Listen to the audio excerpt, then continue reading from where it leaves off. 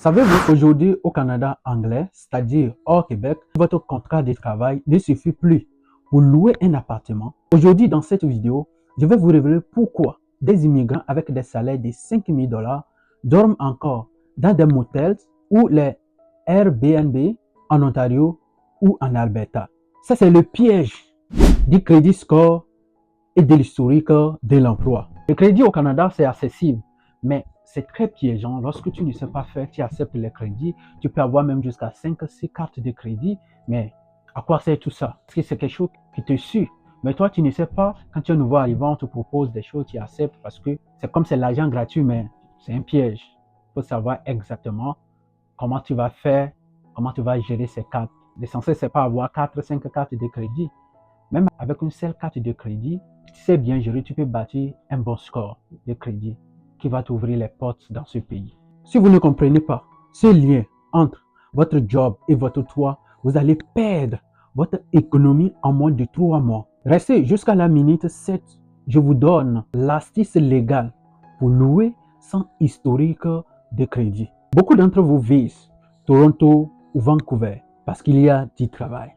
Mais laisse-moi vous dire, à quoi sert un job de 40 $ si votre loyer en prend 35 $? Nous allons voir pourquoi le Manitoba, la Saskatchewan ou le Nouveau-Brunswick sont des paradis financiers où il faut commencer. C'est là que votre stratégie de petit job prend son sens. Il vaut mieux petit boulot dans une ville abordable que un poste de cadre dans une grande ville là où vous ne pouvez pas vous loger. Le truc, c'est qu'au Canada, on paie beaucoup déjà des taxes.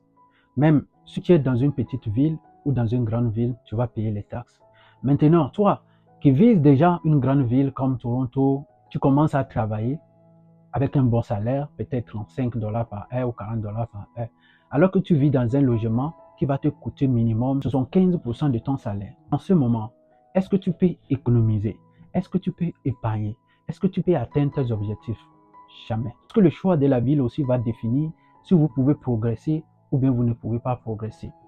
Si tu es dans une grande ville où tu dépenses énormément pour le loyer, tu dépenses énormément pour les transports, tu dépenses énormément pour les manger et tout ce qui va avec. C'est d'ailleurs pourquoi il faut faire un choix judicieux de la province hors Québec.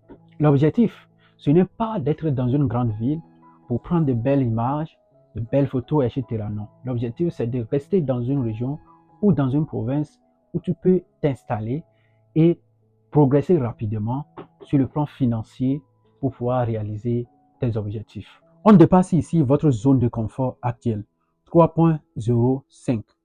C'est ce que je vais vous montrer exactement. À la minute 4, regardez très bien. Sans ces chiffres, vous n'êtes rien au Canada parce que le score de crédit définit votre futur projet au Canada. Si c'est mal géré, vous êtes bloqué. Il y a une autre réalité que tous les immigrants ou bien les nouveaux arrivants ne savent pas. Quand on parle de crédit au Canada, c'est quelque chose qui peut détruire complètement ton projet au Canada. Parce que la carte de crédit ou le score de crédit, c'est quelque chose qui est lié à toi et qui est lié, qui te suit partout au Canada. Lorsque c'est mal géré, je ne pense pas que tu peux bénéficier un jour d'un financement d'une banque. Jamais tu n'auras pas parce que tu as un mauvais score et qui te suit.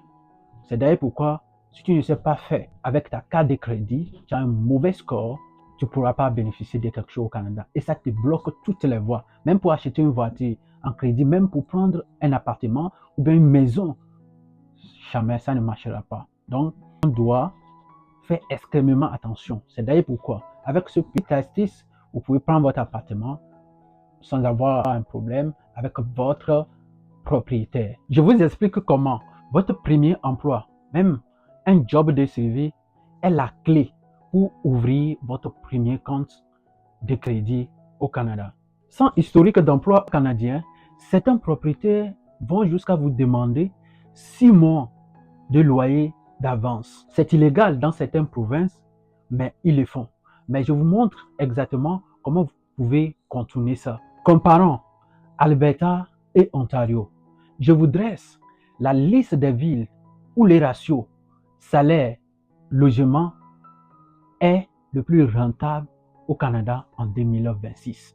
Si vous avez fait votre formation courte de 9 mois ou de 6 mois, vous êtes une perle rare dans ces régions.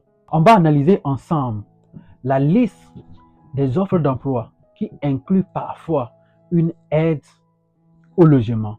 Voici maintenant ce que personne ne vous dit.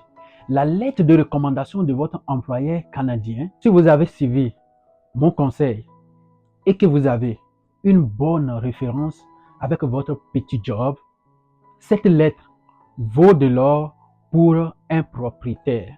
Je vous donne le modèle exact que votre patron doit écrire pour garantir votre toit.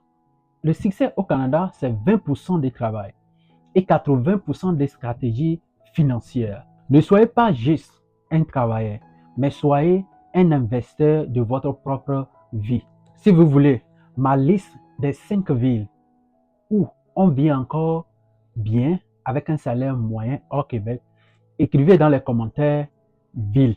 Abonnez-vous, partagez et likez cette vidéo, car la semaine prochaine, on parlera de l'achat de votre première voiture au Canada sans se faire arnaquer. Puisque avoir une voiture au Canada ici, c'est comme tu es ton propre chef, où tu peux travailler de partout avec ta voiture. Prenez soin de vous et dans une autre vidéo, à très bientôt.